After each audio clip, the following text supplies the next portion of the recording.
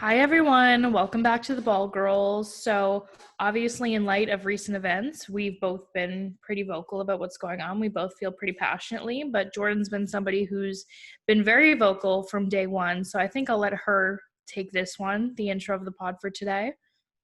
Yeah, it's funny, last week we ended off saying we want to do something special, and you guys see how excited we are every week to come on, but yeah, that's not how it's feeling right now. Like, we'll talk about sports and all that stuff, but like, really, like, I know, speaking for myself, like, my heart is really not in it right now to even talk about sports. I was telling Haley yesterday, I'm like, I don't even feel right. Like, Yeah. some of you guys follow me on Twitter, and you see, like, I'm like, there's a time and a place, which I like other people have said too, but that's just how I feel. Like, there's a time and a place. Like, you're not beyond anyone to start talking about that, or like, there's issues that actually matter. Human lives are being compromised, lost, and the result of police brutality. So yeah. But anyways, I was gonna say, today's Blackout Tuesday. People on Instagram are posting their like the black, like little posts, whatever, and I would just want to explain that, like, because like I put on my Instagram, people still did it, and like the numbers came out that 19 million people I think did it today. But the whole point of it was to put the hashtag uh, Blackout Tuesday and to not post your own content. It doesn't mean you can't stop, like, to stop all content, to stop talking about what actually matters. It was to just stop kind of making it about, I don't want to say about yourself, but like to stop with your own content, no selfies, no promoted content, you know what I mean? But a lot of Yeah. people put the hashtag Black Lives Matter hashtag, and the whole point is, and I've seen a lot of people say, it's my job to listen. Well, clearly you're not even listening because you put the hashtag. Like, don't do it because you just think like that's enough activism for a day. Like, I put a black thing on my page. Like, it goes beyond that. It goes into like actually listening to what people are saying. And as well, mine and Haley's too, as white females, we have no idea what it is like to be someone of the Black community, clearly. But um yeah, no, like, it's our job to not only listen, but like actually speak out about it and inform other people, because like I know for myself, like, there's people in my life that would say all lives matter and like would typically think other things, but like I've been able to actually speak to them and be like, no, like, you can't say that. Like, of course all lives matter. Like, it doesn't take like a dumb, it takes not even a dummy to know that. But like, this is the matter actually at hand. So like, it's our job to not only listen but to actually speak out and educate. And yeah, that's us. What I wanted to say. Yeah, no, I agree. First of all, yeah, the whole point was literally to post the black squares, but not use the Black Lives Matter hashtag so that people who wanted the information could still go on that hashtag. Mhm. And then people were just hashtagging Black Lives Matter. Like you said, they're not even listening, first of all. And second, like I saw a girl, she posted like the black on her Insta story and then posted a snap of like her and her boyfriend out at dinner. I'm like, that's literally not the point, but okay. I love white female activism. Like, Oh my god, the videos going around of like the girls like take a photo of my like booty out, whatever, in front of a crushed up T-Mobile. I don't oh say my God. I say crushed The up. one, Or like the the girl girl with the drill. with the Yeah, grill. Literally, that was the physical embodiment of that's enough activism for one day. Like, it's that's not that you need to go out and protest. That's not what anyone's saying. Like, it's not them saying if you support us, you need to protest. No, they want you just to be aware and actually listen to their causes.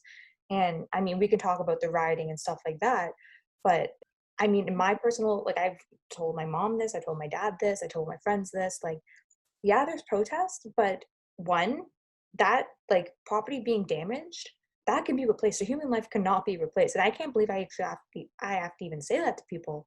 mm-hmm. And then what was I gonna say? I forget what I was gonna say there, but No, I agree. And it's like beyond the protests and the rioting and the looting will end, racism won't. You need to educate yourselves because even when these protests blow over in a week, 2 weeks maybe, like I don't know how long they're going to go, but once this all ends, you still have to educate yourselves. And it's not just about not being racist, it's being anti-racist. It's not seeing somebody be racist to your friend and going, "I would never treat you like that." It's making sure other people are also not racist. It's really not that hard, but some people just don't understand that. and I think a lot of people need to understand it's not politics. Like, now it's getting to the point that it's getting into politics, but like, if you look at the actual principle and what the protests actually mean and the what do I want to say? The movement. Yeah. I can't think of words today. The movement, what it actually stands for is just giving these people a voice. You know what I mean? It's either racism or not racism. You're with it or you're not. You're for oppression. Exactly. It's not that hard. It's not a matter of left wing, right wing, like liberal, conservative. No. It's not that. Like, if you even have to say, yeah, but about human life, like, check yourself. Yeah, agreed. It's like the whole all lives matter thing. Well, if all lives mattered, then there wouldn't need to be a Black Lives Matter movement because they would never be put in this position in the first place. Like, Exactly. but the reason why we did want to continue on with a podcast today was because for the most part, there have been a lot of positive, I don't want to say outbursts, but statements put out by a lot of teams and things like that. I know for me personally, obviously everyone knows I love Ohio State football. They put together a video with all of their players, regardless of color, saying they're going to stand together for Black Lives Matter. And the Big Ten actually is putting together like an anti-racism task force, which is amazing because we've seen instances of coaches, putting players on blast, calling them racial slurs and things like that, which is disgusting. My favorite two instances from two Ohio State players, one's a basketball player, one's a football player. Seth Towns is a Harvard graduate transfer who played basketball at Harvard and now will be playing for Ohio State in the fall. He was protesting and got detained for doing what it was, and then he was on SportsCenter talking about how, like, I'm not going to stand down, like, you can arrest me, you can try and silence me, but I'm not going to do that. And then another one is CJ Saunders, who is actually a white football player who got arrested at one of the protests in Columbus, and all the players were like, he's been like this since day one, like, we knew he was a real team player, like, I love him. So it makes me very proud to see players like that. There's been a lot of statements up by other players. Jonathan Taves, I mean, you saw that when you sent it to me, the love of my life. The literal love of my life. Like, I'm a Blackhawks fan. I am obsessed with Jonathan Taves, good old Canadian boy. To be clear, racism is alive and well in Canada, so don't think we're exempt from that conversation. But Jonathan Taves is a good old Canadian boy. My king. I don't have a jersey at my apartment here. It's at my mom's house. I love that jersey. Best jersey ever. I have a black one with him on it. But Jonathan Taves not only put out a huge statement, somebody tried to like rebuttal it in the comments, and he was like, no, sweetie, I'm going to tell you. Mm-hmm. And somebody commented too, they're like, who started this conversation with him? Because it sure as hell wasn't his teammates. I was like, the team. Oh my God. It's just like I don't want to sound bad with it, but you see like players coming out. We'll talk about later on, like a certain NHL player talking out. But for instance, Tyler Seguin, everyone's shocked by that. Absolutely shocked. But yeah. And then the thing is, like, I don't want to say how people should react to it, but like, it's like we're giving them a pat on the back to show they're not racist. Yeah, no, it's true. What it literally seems like these people, if they're in the spotlight, they're role models, they're representing like organizations, teams, sports as a whole. You shouldn't have to give them a pat on the back because they realize what racism is. Yeah, well, that's like Kendall Coyne Schofield, who, like, what was it, 2 years ago, like, made a big stink in the All-Star game. I guess she made an anti-cap tweet like 4 years ago, but she at least said, you know what, I didn't understand it at the time, and I educated myself, and now I do. So, I mean, it's a step, but like you said, people are literally doing the bare minimum and getting recognized for it. But in the same breath, if they're not saying anything, that looks worse. Yeah. Like, the Notes app is really not for apologies or to like state that you're not racist, but it's better than nothing, I guess. It's but like you mentioned Ohio State, they go on a video and they do a video. Like, what how hard could it be to do a video? Like, I'm sure 100% of people would actually not care more about, like, I mean, like, actually take your words and put meaning actually to it. Yeah, and also, like, people will argue, athletes are some of the richest people on the planet. Just donate. If you don't want to go out and protest, although many of them have been protesting, which is amazing. You know what? I hate Michigan. And as Malcolm Kelly said to us, you're not born hating anybody, but I swear I was born hating Michigan. But even Jim Harbaugh was out there protesting in Ann Arbor. So we're giving him a pat on the back today. You know what, Jimbo? You did something good for once. We're proud of you. But even if, you don't feel comfortable protesting or you're in a position where you can't, a lot of people live with people who are immunocompromised. Like, COVID's still out there. COVID didn't just go away. because of this. So a lot of people don't want to protest because it's a huge exposure with thousands of people. You know what? Donate your money. If you don't have money, donate time to educating yourselves. You know what? If you already pay for Netflix, watch a documentary, read a book. There's Exactly. so many resources you have. And like, there's ways you can donate, obviously, too. Like, there's the Black Lives Matter card, but through that, if you don't like feel like you want to donate to protesters, I mean, you can donate to whatever you want, your money. But there's the victims, protesters, or I've seen a lot of people saying that oh my God, all these businesses are getting destroyed. Then donate to the local business owners. Put your money where your mouth is. Absolutely. That was like, so the clothing brand The Hundreds, which is like, I think a Hypebeast clothing, their owner, I think it's on Fairfax in LA, which has been like hit huge, but he's one of the people who was like, this stuff can be replaced, these lives cannot. And people were like, we're going to buy out your store now. Like, you know, it's really not that hard to replace material items. It's like people are mad that Targets are being looted. I'm like, oh my God, it's a Target. Even Target came out with a statement. Did they really? I didn't see that. I don't remember the exact word, but people were like applauding them. I just saw Ben and Jerry's. Ben and Jerry's. I see SpaghettiOs. You know what? I'm lactose intolerant, but Ben and Jerry's, I got you. They make dairy-free ice cream anyway, so I don't know what I'm complaining about. Yes. But one of the people who didn't make a statement, which was somewhat hilarious. It's not hilarious that they didn't make a statement, but so the owner of the Knicks, Jim Dolan, sent out a statement to Madison Square Garden employees basically saying that he doesn't feel he has a right to say anything, yada, yada, yada, just some BS saying why they're not making a statement. When A, they have many players of color on their team. Even think years back, it's not somebody who's black, but a minority, like Lynn Sanity, he played for the Knicks. Like, he made a huge splash there. Like, Carmelo Anthony played for the Knicks. Like, you're going to try and tell me that you're not going to make a statement when you profit off of people of color. Okay. But also, the thing that's funny about it is that they put out this gigantic statement when Spike Lee was using their employee entrance. They put out a huge thing when Spike Lee was using their employee entrance saying, like, we've told him multiple times not to do this and yada, yada, yada, all this. Like, on this night, he went through the entrance and we asked him to re-enter. They put that much effort into a statement about Spike Lee using an entrance, and they can't put out anything to say we stand in solidarity with our players of color. Like, where's the logic? Where is she? Where'd she go? It's just like, oh, with the fact that like you have like, how are you gonna say like, okay, I have it quoted here. Let me just read it.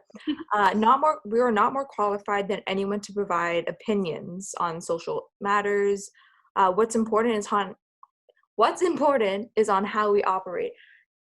You're telling me that you have no people of color, especially people from the Black community, in your offices? I can tell you 100% you have them on the court. So how was that like? I don't understand. Like, this kind of goes into a broader thing, but people like will not put down this movement. No, they put down this movement. Screw them. Yeah, they put down this movement. But then they expect and like NFL players, NBA players, all that, to return and have a season because of COVID, but then they're gonna call them out for statements. I don't get it. Yeah, no, it's so backwards. And like you said, even if you don't have these people in your offices, which itself is problematic that you have no diversity and don't hire people of color, but the people who make you the most money are people of color on the courts winning games for you. I mean, the Knicks maybe not so much winning games, but you know, bringing people into Madison Square Garden to play for you. Like, it's disgusting. That's what Barrett is, right? RJ Barrett? I think so, yes. Okay. I can't remember. Honestly, I am like not up on my basketball knowledge as much as I should be for something that's like one of my favorite sports, but I believe he is. I know the slim money of basketball, so he's better than me. Yes, he is. I don't know why I always get him and Jamal Murray confused. Sorry, my Canadian boys. But another statement that was kind of interesting to see was that the U.S. Hockey organization put out a statement, but their director of operations, John Van Beesbroek, I think that's how you say it, the assistant executive director, was literally stepped down, but he was fired from the OHL when he was coach of the Sioux Greyhounds because he called their captain, Trevor Daley, the N-word. But his excuse for it was, I used the N-word instead of calling him Trevor. Huh? Yeah, and then he said, I used it not thinking. If you have to think about using the word or not using the word for a better term, Yeah. that's on you to go fix that. But also, like, there's a difference. Like, sometimes, at my old work, people would call me Chelsea because I looked like this girl named Chelsea, kind of, and like not really, but they would slip and like be like Chelsea, or people would call me Emily because that's my sister's name. They'd be like Emily. Oh, sorry, Haley. I'm like, yeah, whatever. We're sisters. I get it. But calling someone the N word instead of their name, that's not like a subconscious, like, oh, my bad. Like, huh? I like kind of off topic, but there was like there was a teacher in grade 4, my grade 4 teacher. Oh my God, she was the worst. She used to call me Jacob. I don't know how you confuse me with a A boy? boy, an African Canadian boy named Jacob. What? Yeah, no, like, but even that is like better than calling somebody the N word and Oh, saying, "Oh, sorry, 100%. Yeah, 100%. sorry, it slipped." Like, Oh in my God. what world does that slip? And like the whole thing is like with not even just their statement, not just with their statement, but like you got like an organization, a player, whatever, they can release any, like they can have like a whole PR thing, copy and paste thing, and a lot of them look like copy and paste thing.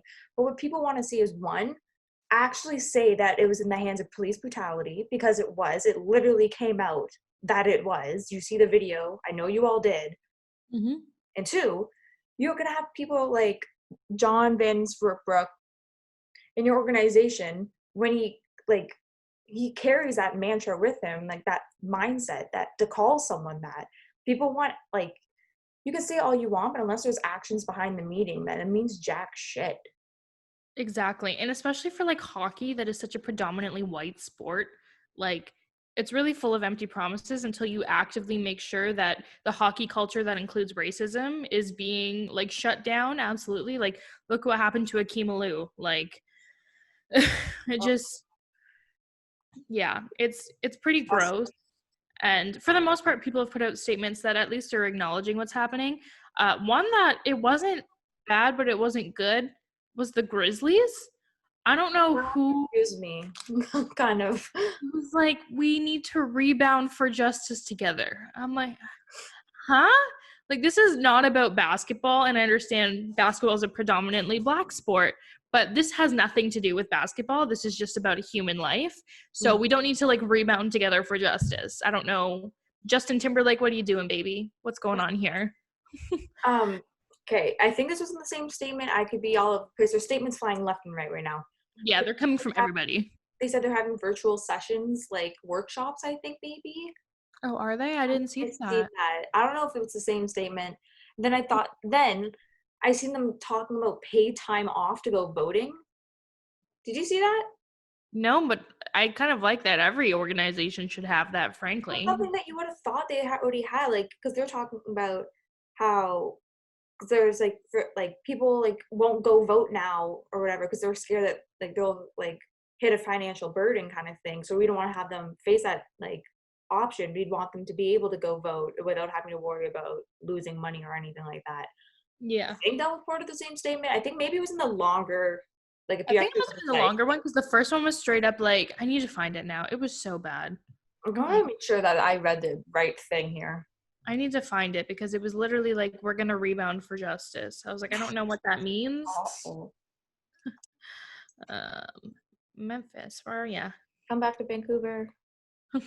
Please, those jerseys are everything. Everything of the sort. Oh, did they delete it? Yeah, they wait. What day is it today? Yeah, one day ago. With unrest unfolding across the United States in the wake of George Floyd's killing, most NBA teams have released statements in the matter. In their own statement Monday, the Memphis Grizzlies announced the creation of a new category of paid time off for employers to use for voting in local and federal elections. Our staff will never have to make a decision between voting or incurring a financial loss. Like, okay. Oh my god, am I like going crazy? Was it the Timberwolves? Who made the statement about rebounding? Who did it? But rebounding. Well, Oh I my god. know. Well, the Wizards are shut up and we're not going to shut up and dribble. But I can't think of The Wizards statement was everything of the that. sort. Everything A of lot the of sort. copy, like all of these are copy paste, copy paste, copy paste. That's the You can thing. actually feel emotion in that. Yeah, no, that was like, oh my god, who was it? What did he say? It was the Mavericks, not the Wolves or the Grizzlies. I'm so sorry to Justin Timberlake. The blood is on Mark Cuban's hands, not Justin Timberlake's. My Was it apologies. actually at the protest though? Oh, at least I'll give him that. Mark Cuban was at the protest, so Matt. I think he did that as like a save, not as a save face. I truly believe Mark Cuban cares about his players and things like that. But this is how it was. History goes through phases. Phases in restoring, brackets justice, rebuilding, brackets communities, and rebounding, brackets as people. Rebounding takes a team effort and we will rebound together. Box out, baby. Get that rebound. Like, what? It's just like, you have PR, you have social media. I'm not putting down these people, but you have so many eyes on this. How do you let this go through? How many people did this go through? Because it's not like the social media person just did it. Somebody made the graphic. Like, you can see the graphic was made. So somebody had to make that graphic and send it to the social media person. Even that is two people. Even if those are the only two people who saw it, social media person, if I was a social media person, would have been like, are we playing pickup on racism? Like, I shouldn't laugh, but it's ridiculous. Like, no, it's so bad to think this has nothing to do with sports. This is bigger than sports. This is human lives. And the first thing you think of is rebounding takes a team effort, ladies and gents. 5v5, box out, get in the key. Like, yeah, I'm so sorry. First of all, I'm so sorry to the Memphis. From downtown, a shot on racism. Yeah, that's. Bertelli takes the shot, blocked by protesters. Like, Dennis Rodman coming in and rebounding it. Like, yeah, it was just so poorly planned. I can't get over it. But like you said, there's literally statements coming out left, right, and center these days, so we can't keep up. I clearly even got one wrong, so I'm sorry to the Grizzlies. I'm sorry, Justin Timberlake. I love you. Okay, no one can keep up, honestly. But we could talk about this all day and for the rest of our lives, truly, because until change happens, it's still going to happen, which is disgusting.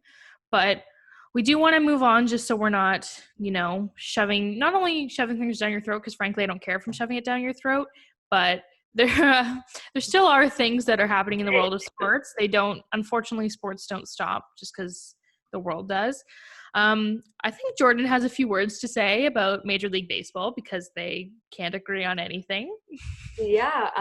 Well, first off, you have minor league players are being let go left and right. Teams are being cut. Organizations cut. But yeah, I believe it was up to 1,000 at least. Like, players are going to be cut and have to figure out their careers now. Like, that's.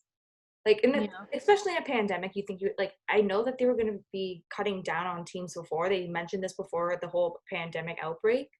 But to have, no financial, stability during a pandemic, what else are they going to do? It's, not like a lot of these guys in their spare time are actually, doing, business courses, any course, something like that to even have something to fall back on. Now they have to replan all of that. Yeah. It's awful. But, so awful. Oh, no, I was just going to say, yeah, like you said, obviously there was talks before because the Blue Jays had 4 minor league teams? They have their AAA, AA, and then short season? Yeah, I'm pretty sure that it has me so confused, to be totally honest. Yeah, I don't follow minor league baseball. I apologize. There's high, low A, short C, yeah, or something like that. AA, high A, low A. I don't know. Make it simpler. I'm pretty sure I'm right on this. We can fact check it. Actually, we'll add it at the end. I believe you. You would know more than I would. But regardless, there's 4 teams. It's going to be AAA and AA that are left. Yeah. So there's people losing jobs left, right, and center. But the one team who kind of stepped up to the plate was the Nationals. We love them. We love our defending World Series champs. But they basically said they're going to take the hit, even though they're already getting a prorated rate that they negotiated on, but it's still not right. But they're paying their minor leaguers because they're all like, hey, we were all minor leaguers once. We get it. Not everyone gets drafted and is in the starting 9. That's not a reality for every people. But not all Juan Soto, who just moves up all the way that quick. But that was really good of the players, but also they shouldn't have to do that. The owners of these teams are millionaires, and yes, it's like, well, should they lose their millions? But it's like that's part of being an owner. You get what you get. Like somebody else said, and I think we said like 2 or 3 pods ago. If you get a bonus for having a winning season, do you share that with all your athletes? No, you don't. You keep that money to yourself. So it's amazing that the players came together to do that, but they really shouldn't have to have. Well, yeah, no, exactly, 100%. And it's great though. Well, they're doing it now because the pressure, I guess, is on them because of that. Yeah, no, it was Sean Doolittle who came out to say it on Twitter first, I believe. He's the one that was it a Google Doc or was it a tweet? Or not Google Doc? I think it was a tweet with the Notes app because that's what I meant. But yeah, now the team says that they're paying upwards to $400 per week. I believe it's supposed to be what they're getting. Yes, I think that's so now at least the organization's kind of taking care of it more, I guess, because they've seen the players stepping up. How bad is that on them on PR? So right, like your players who are already getting what did they negotiate, a 50% for what for the season? Isn't like that what they're making that? I thought they negotiated 50% of their salaries. They did in March. Yeah, so they're already making half of what they would make, and we're agreeing to pay the minor leaguers. Like, yeah, suppose it up to like 50%. It's so confusing because then you have all these proposals coming out. So literally 5 new proposals every episode. I cannot keep up with that. Yeah, Jordan made the point that we're pretty much not going to talk any baseball proposals. If things happen in the baseball world, yes, but no proposals because there's just a new one every day. I saw one today about a 50-game season, and then I saw another one about like a 112-game season. I'm like, what? Yeah. I don't understand. It changes by the minute with MLB. Yeah, this will be, I said to Haley, I'm like, we are not, I'm like, we'll talk about this real quick. Well, because it's MLB had another proposal, like an ultimatum, like that's the last resort because the MLBPA came back saying, I'll explain that in a second. But what I'm saying is until the MLB actually comes out with a full out statement, like Gary Bettman on the NHL, we are not talking about this anymore. No, like, there's nothing else to say. No, because it changes every day. Exactly. So yeah, no, the MLBPA, the players came up with 114 game season. They would be making basically about 70. Was it 70?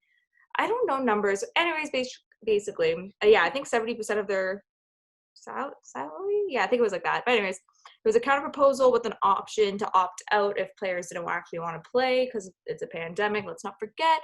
And yeah, June 30th to October 31st is their like projected, like that's when they were finished. But then the MLB, they basically were saying like this is a last resort. They want to have a 50-game regular season.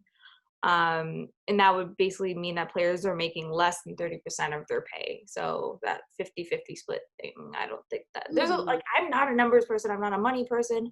I don't know anything about that. But basically what I can tell you is we're screwed. Yeah. It's just so like, it gets me so mad because you guys know that me and Haley say pay the players. People are saying players owe it to us, like they're being greedy. Let me put it like this for you. Players want more games. They're saying 114 games. It's the owners that are saying we're going to lose money if we don't play those games. They want less baseball so they don't lose as much money. Put it into that perspective. Players want more. Owners don't want more. Yeah, and it's like you're not going to put your life on the line to play like 10 games and call it a season. Like, absolutely not. But yeah, like George said, we could talk about baseball forever also because like every second, like I could probably check Twitter now and something new would come out from the MLB because like it changes by the second. But what's that, sweet tea? No, I was going to say, no, continue. You finish that and then I'll end off. That's pretty much where I was going. I was just going to talk about another proposal from a different league, but if you're still on baseball, you go right ahead. Well, I was just going to say, I don't want to say a round of applause, but like give a good job to the Tampa Bay Rays because they actually acknowledged and they came out with their statement, I think an hour before maybe we started the podcast here. And they were saying that they acknowledge Black Lives Matter, police brutality is inhuman. We fully support the protesters exercising their civil rights. We stand by the Black families living in fear. Thank you. No, okay. I said I didn't want to say thank you because it's not my community. I have no right to say thank you, but I just mean like, thank you for stepping up kind of thing. Yeah, and also they put their money where their mouth is and are donating $100,000 to I think various organizations, but And like the they overall thing, like we said before, like unless you like it's actions more than the words. And like I said earlier too, that like people want to see that you're actually acknowledging what's happening. Some teams are just talking about like pray for the police, pray for that, thank you to the police and stuff like that. Like I'm not gonna go on that whole thing, no, that's you guys investigate that all yourself. But that's what people want to see is people act like organizations actually acknowledging what's going on. But no, as we were talking before, a proposal plan, another league that has a proposal coming out is the NWSL. So they came out and said they're going to play a tournament in Utah. I don't know why they picked Utah, but they're going to play a tournament. And that's kind of how they're deciding. I don't think it's like just the season. It's kind of like a kickoff, I believe. It's starting on June 27th. Teams have till June 21st to put in their rosters. So if like some people don't feel safe, they don't have to play. They didn't say too much. All the games will be played at Zion's Bank Stadium, except for the semifinals and finals, which will be played on the Royals home field at Rio Tinto Stadium. There's going to be a lot of testing going on, which is kind of, I know,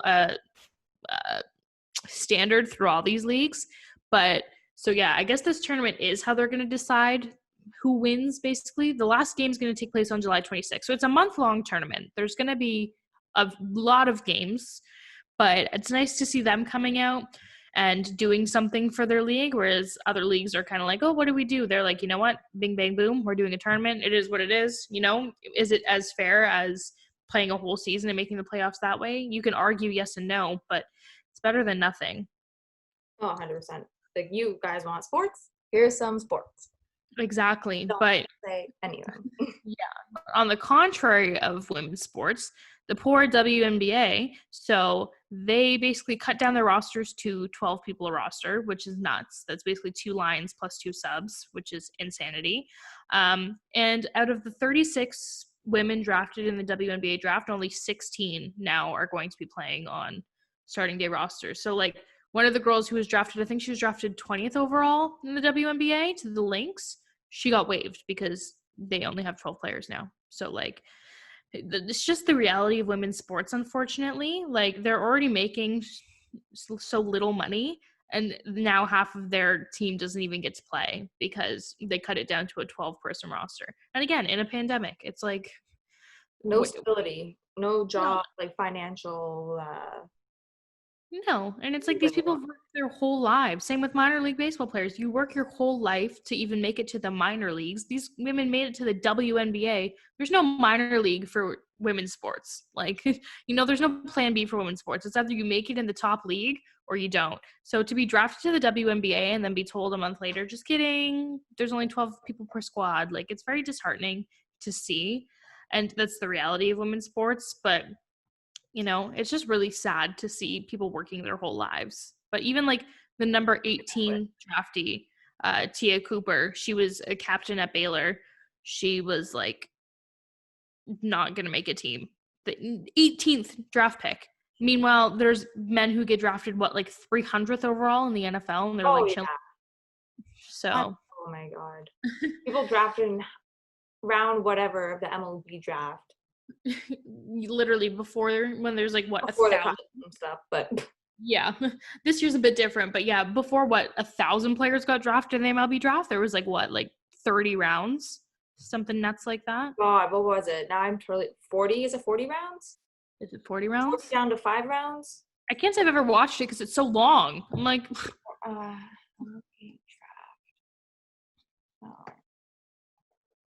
I'm pretty sure it's 40. Just a quick fact check.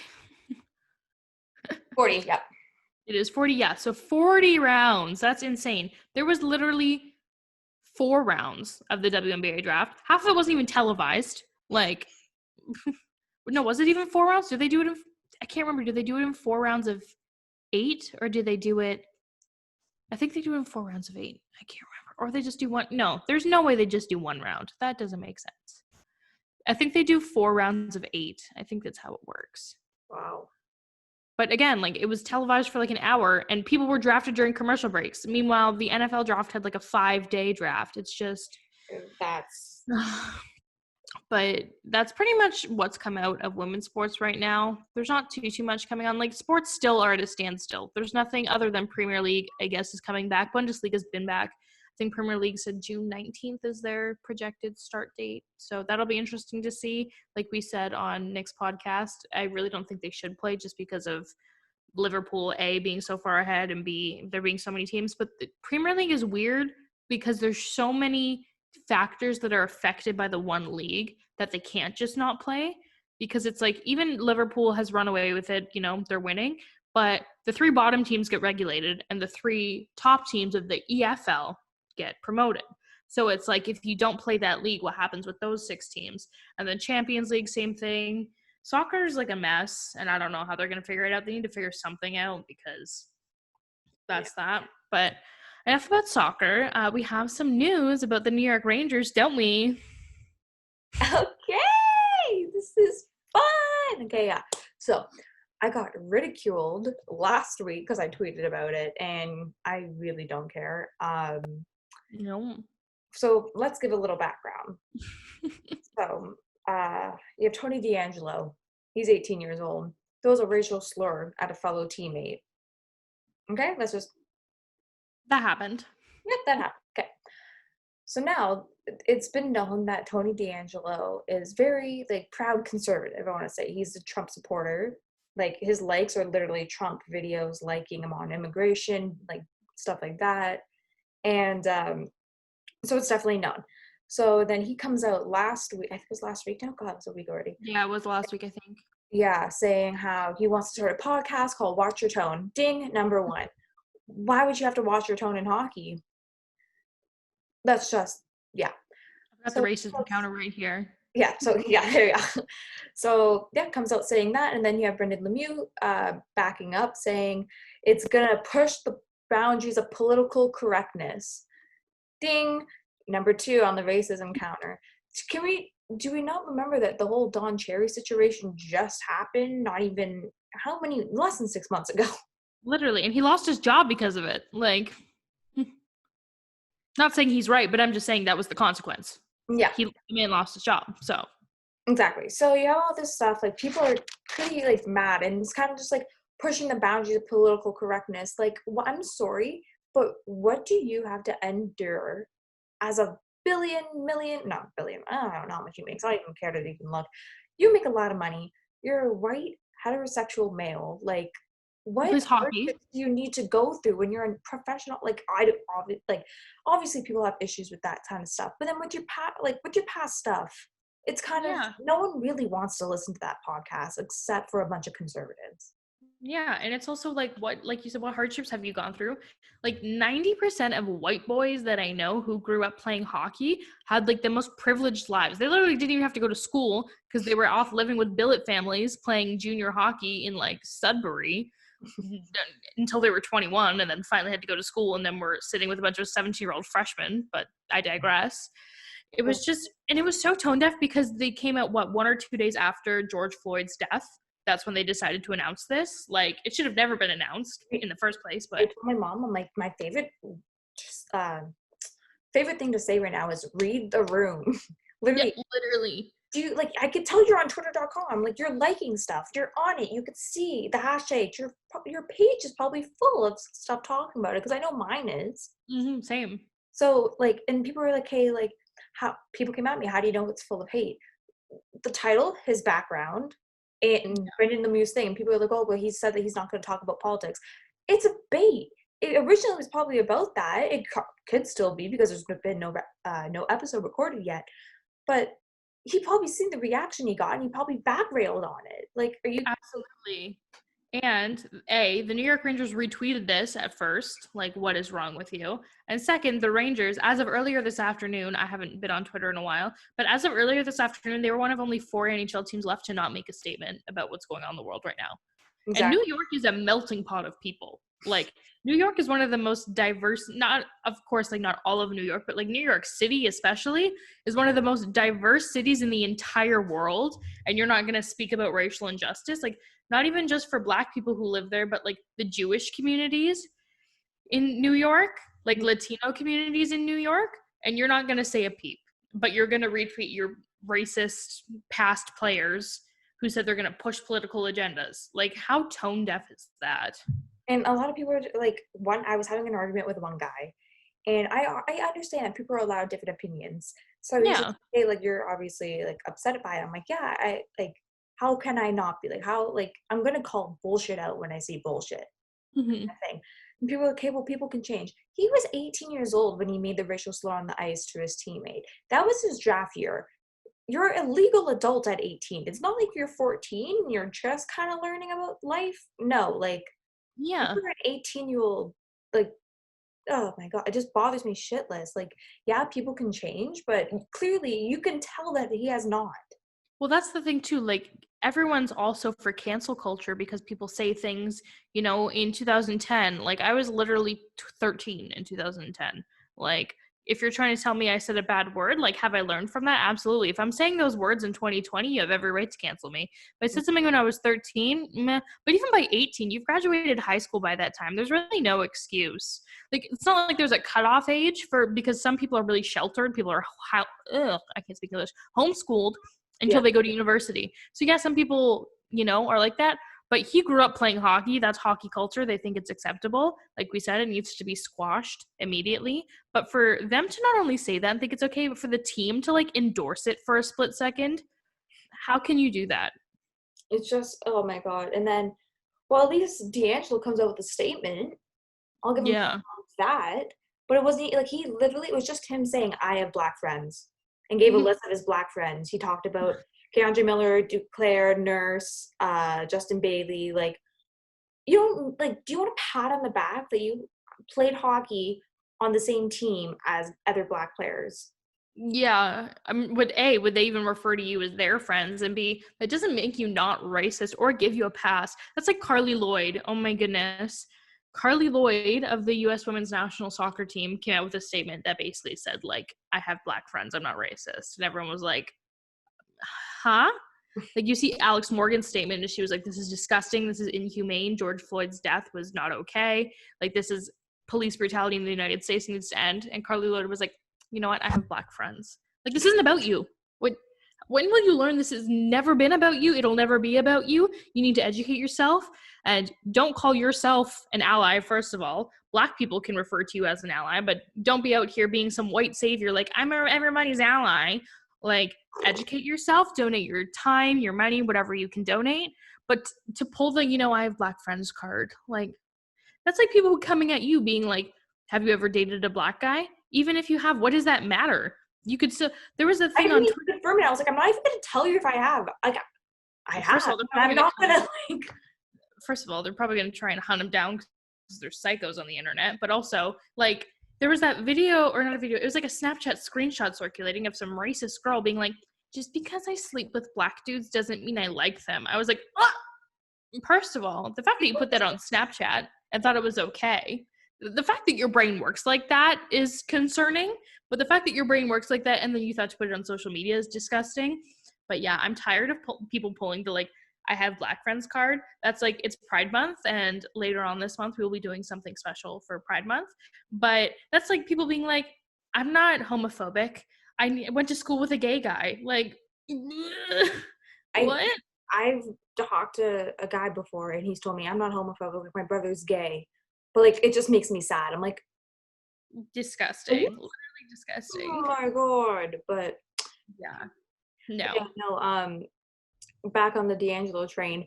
Uh, the thing is, like, with his whole statement, like, there's just so much going on with it. He was telling, like, people called him out because he was telling them, he was basically saying to how people of color should be protesting. He's like, the right to peacefully protest has been breached.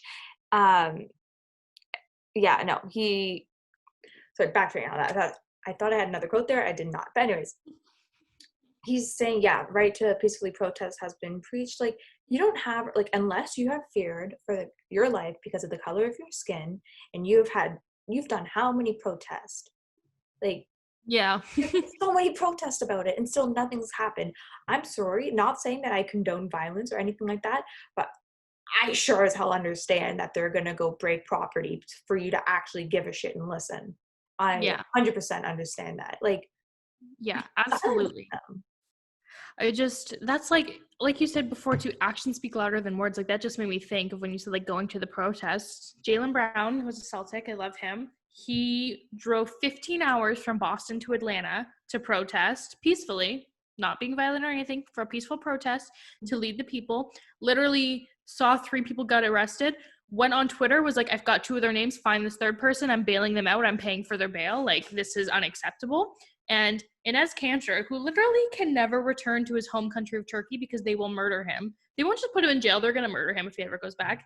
He wears number 11. That's why I got this on. This is not a Kanter jersey. This is a Kyrie Irving jersey because I am mayor of Boo Boo the Foolville. But Enes Kanter was out there in his Celtics jersey leading protests. He's always been a human rights activist. Like, seeing players like that, those are people you respect. Those are people you want to look up to. If my child is looking up to Tony D'Angelo, I'm sorry, we're going to have a chat. We're going to have a little chat. Yeah, no, exactly. And just that's something that what bothers me with that line, right? To peacefully protest has been breached. I mean, there's been videos, I'm sure you guys have seen them. I even put them on Facebook and showed my mom because she, like, what the media is showing you on the news is not the same as what's going on in like Twitter, where people are uploading what the videos of these protests are actually like. And there was a young man, he's 19 years old, his name's G. Jordan Jr. Do you see him? He was like, he was crying, his voice was breaking, like saying like, I'm not mad at you, I want to understand you, like I don't hate you. And basically crying, just he's not violent, he's down on his knee. They come and arrest him still. I know, it's disgusting. Like, how are you gonna say peaceful? Like the people that are breaking it, I'm sorry, I'm gonna get, you guys know my opinion by now. I think it's bullshit what the police are doing. I'm gonna call it out. You can't say, like, people are saying not all cops are bad. Not all people at these protests are starting riots. Like, I don't know what to tell. Like, it goes No, both I would ways. 100% agree. That's like I think it was Jane Slater posted a video of like these random brick pallets that are just being dropped off at places for people to start riots. It's like, people aren't bringing these things. It's groups who are dropping them off to know that they're going to break things later because people are taking these peaceful protests and turning it into anarchy. It's not the protesters. Same with like I saw a picture on Twitter and it was 2 cops holding a sign that said end police brutality, and then the same girl quote tweeted it. She's like, this is in my city. She quote tweets her own tweet and said, yeah, by the way, these people pepper sprayed innocent peaceful protesters. I've seen it so many times pop up on my timeline saying like it was like a photo of the police with them or something, whatever, like that. To like 45 minutes later, they shot us with rubber bullets and tear gassed us. Like, yeah, and it's like the thing is, a lot of young people are very progressive because we see these things and we're not taking what the news says for an answer. Whereas 20 years ago when there wasn't social media and people had the news only to go off, they villainized these people. Like, we're seeing what's actually happening. and I watched like a big thing that, like, obviously it upsets me, everything that's going on, but me and Haley are both journalists. We're sports journalists. We're in sports journalism. And a lot of these journalists are getting shot at with rubber bullets. Like, they're saying you need credentials. I seen, they're saying you need credentials, all this stuff. But there was a young girl, I don't know her name or what channel it was for, but she's like has a microphone. You could fully tell she's reporting, and they're shooting bullets right at her at the camera. I've seen police hit the cameras, try to hide it. Like, how do you not see what's going on and then you're still defending what's like? Yeah, I saw a photojournalist who literally lost her eye because of a rubber bullet. First of all, literally nobody is doing anything that's bad that you need to be shooting them with rubber bullets or tear gassing them or anything like that. It's gross. But it's just, yeah, they even say too with all these cities with curfews, journalists are exempt. I saw somebody from the Columbus Dispatch saying they had their credentials, they showed their credentials, and they got arrested. And they were like, I literally wasn't doing anything. So they literally don't care about any like credentials, nothing. Like, they don't care if you're speaking or they're gonna do whatever they want. yeah, after seeing like the police cruiser driving into a wall of people in New York, it was just like I seen a comment that said if that was not a police cruiser and that guy was not in uniform, that would be classified a terrorist attack. Yeah, literally. Like, that's what happened in Toronto with the van attack. That's quite literally what happened. Yeah, that's so yeah, but we could go on about this forever because, like I said, we will on Twitter. But like I said previously, racial injustice is not going anywhere because that's the sad world that we live in. And we're hoping that people are going to start taking notice and taking a change. You know, America, you have a vote in November. Use it wisely. Use your ballot wisely.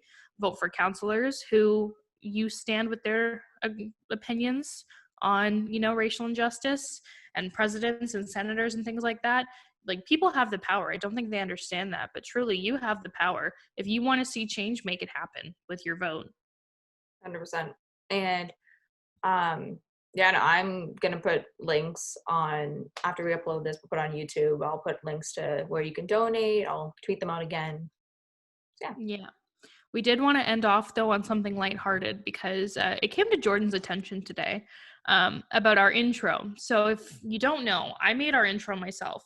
That 15-second intro took me like 2 hours. It was really hard to do. I want to give a quick shout out to every like sound technician mixer out there. What you do is very hard.